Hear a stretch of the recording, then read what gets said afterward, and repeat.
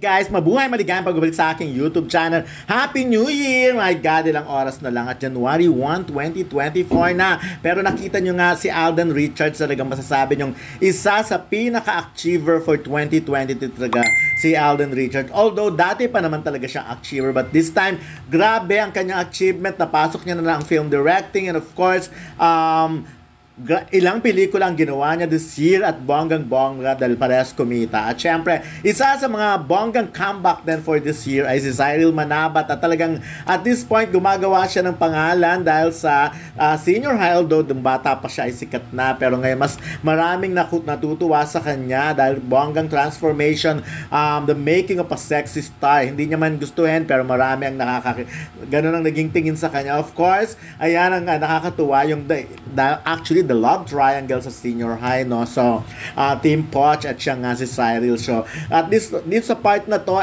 talagang kinanta niya yung kanta ni JK at syempre nagmura siya, yung nakakapu yun yan. So, dahil tas sabay turo kila sa kanyang mga kalab team na niloko nga raw siya.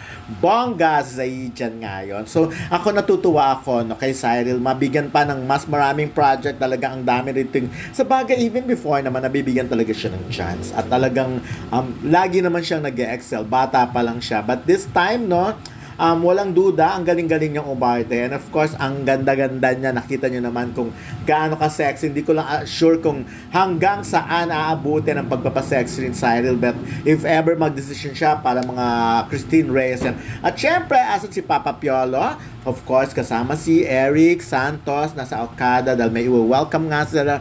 Meron silang New Year countdown. So, bonggang-bongga. Racket pa rin. Last minute ng December 20, ng 2023. Talagang si Papa P, walang pahinga. Hindi natupad ang sinabi niya noon na magpapahinga siya ayon ng teleserye. But mukhang sa 2024, mas marami siyang ganap. Of course, isa sa mga ganap talagang ang nalokad for this year ay of course si Sian Lim at Kim Chiu. Of course, si Sian mas madalas natin nakikita ngayon na nagte-taping, nagsushooting, and of course, nag-gym. Nung Christmas, nag-gym siya. Ayun. At si Sian at si Kim Chiu naman, nasan ba si Kim Chiu ngayon? Nasa America, of course, kasama niya. Yun nga, buo na naman ang Becky, Angelica, Bella, and Kim. Ito nga, nakikita na natin malulutong na ang kanyang halakak at bongga, si Kim din ang may consider na biggest, talagang isa sa pinakamalaking artista ng 2023. My gosh, ang talagang yung transformation niya sa linlang, talagang yun yung mga bagay na ang daming artista medyo na off na mag-take ng risk, pero sinubukan niya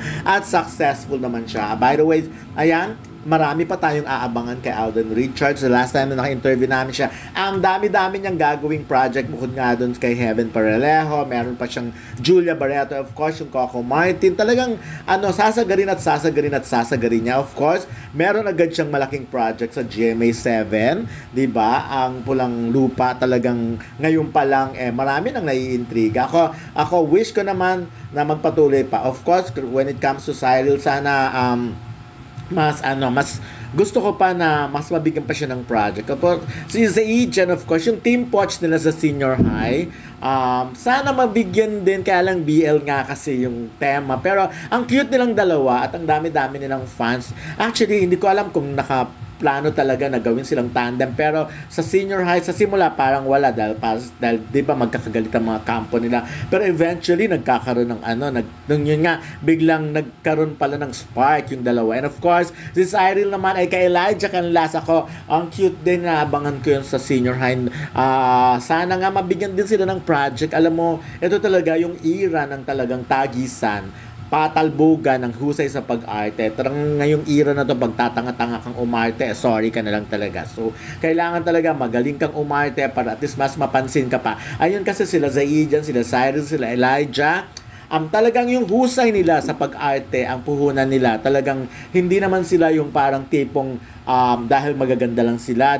Actually, diba, ang daming magaganda sa showbiz, pero talagang hindi rin masyadong napapansin, nabibigyan ng break. Unlike sila talaga, talagang yuhusay nila. Of course, walang duda naman kung gaano kahusay sila Piolo at Eric Santos sa pagkanta si Eric. At si Piolo sa acting, sa hindi nanalo si Piolo Pascual, tinalbugan siya ni Cedric Juan. Pero ang husay-husay nga sa sa Malyari. Marami pa namang awards night for 2024. Of course, pasok naman ang movie niyang Malyari ngayong 2023. Tsaka ang dami-dami niyang gagawin. Ito si Sian Lim din, ang dami-dami niyang gagawin. Pero sana itigil na yung pag-gym na yan. Diyos ko, sobrang bortang-borta na siya. Hindi mo na alam kung ano ba talagang plano niya. No? So, sana naman mag-focus din siya sa ibang bagay. Sa bagay, very naman to, talented si Sian. Ang dami-dami niyang ginagawa sa buhay. Of course, si Sian Lim, si Kim Chu, talagang alam naman natin na hindi mabubusan ng project. And of course, matagal ng ambisyon ng marami o wish ng marami na mapanood in one project tong Ang Becky. I mean, yung tungkol talaga sa Ang Becky, no, kahit na anong klase. I'm sure comedy, drama, kayang-kaya nilang tatlo. So yun na muna. Happy New Year, guys! At pasensya na sa mga chikang ganito dahil mga pahabol lang ito ngayong 2023. Last